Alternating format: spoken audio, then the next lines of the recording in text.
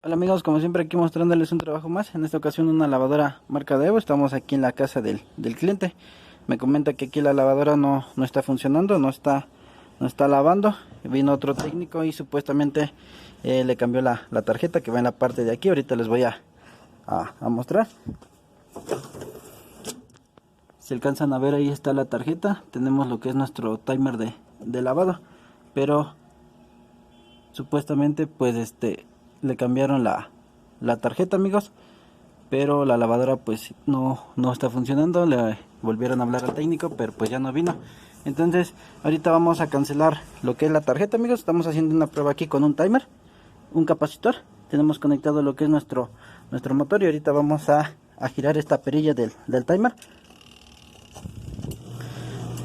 para que vean que sí va a funcionar. Miren, dan cuenta, ahí estaría haciendo los cambios de giro de izquierda a derecha.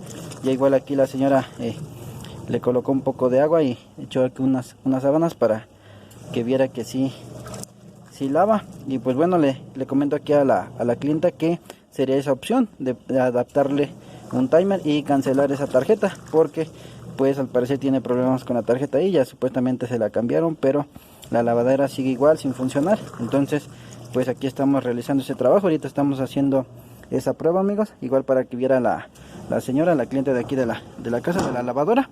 Y pues se dan cuenta, les digo, aquí tenemos los cables. Miren, aún no lo acomodamos, nada más quise conectarlos para hacer una prueba y que la señora viera aquí cómo funcionaría su lavadora, y ya si ella aceptaba pues adaptar el timer aquí en esta parte. Ahorita vamos a ver cómo quedaría aquí, y dice la señora que si se lo ponga.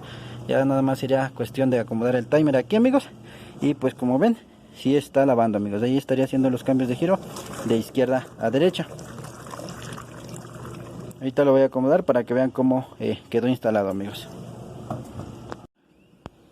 Bueno, amigos, pues ya quedó aquí instalado el timer. Miren, ya lo adaptamos. Ya aquí tenemos las conexiones que hicimos y le pusimos su perilla. Miren, de hecho de este lado tuvimos que hacerle aquí el hoyo para que pues no se atore a la hora de girar la perilla, porque como ven tenemos este ganchito. Entonces luego a la hora de girar se puede atorar. Entonces yo por eso es que le hago el hoyo un poco grande para que no se atore a la hora de girar, amigos.